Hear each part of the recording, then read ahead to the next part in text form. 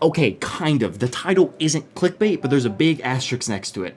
Greetings, 565 here. Let's wind back to the spring of 2020. It's the initial height of the lockdown and the pandemic is absolutely rampant. Like many, the only way for me to consistently connect with my friends was via video games, specifically Minecraft. The friend group settled on Minehut as the optimal host for our budget of exactly $0. Minehut being free required someone to manually start the server every time they wanted to play. This worked just fine for the most part, but I wanted to be able to automate the server.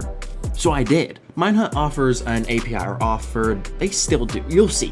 They offered an API, which is basically a list of special commands I could use to control a server from code. There was very little documentation on these commands, so as a result, I had to do a ton of experimentation. But eventually I got it to work, and it worked amazing. From a single Python file, I could start the server, stop the server, and even send commands to the server. This was too great of a tool to just keep to myself, and no one else had published anything like it, especially for Python. So I bundled all that I wrote into a Python module, which is a collection of code shared to a big database for any other programmer to download and use. I dubbed the controller minefob, like minehut and keyfob, and I published it to PyPy, the previously mentioned big database.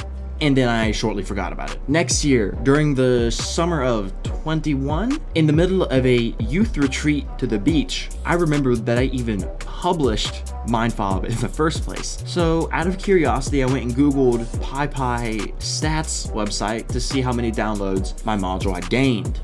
I was at 15,000 downloads. This was insane. I was ecstatic. This random side project, I had enough users to build a small town. Soon thereafter, I received a notification that someone had actually opened an issue on the GitHub page with the source code. I found the issue was that my example code was broken. They were using the example code and it wasn't working. So I fixed the example code, I pushed the update. Little did I know that this reflected a much deeper issue that was far out of my control. Sometime during 2022, I re-downloaded a module just to try it out for myself. By this time, the download count had creeped up to nearly 20,000 downloads, and I was eager to use my own code again, only to find out it did not work at all. After debugging a bit, I was devastated to find out Minehut had removed the functionality of their API. More specifically, only the functionality for logging in. Out of dozens and dozens of commands, only the 4 that required authentication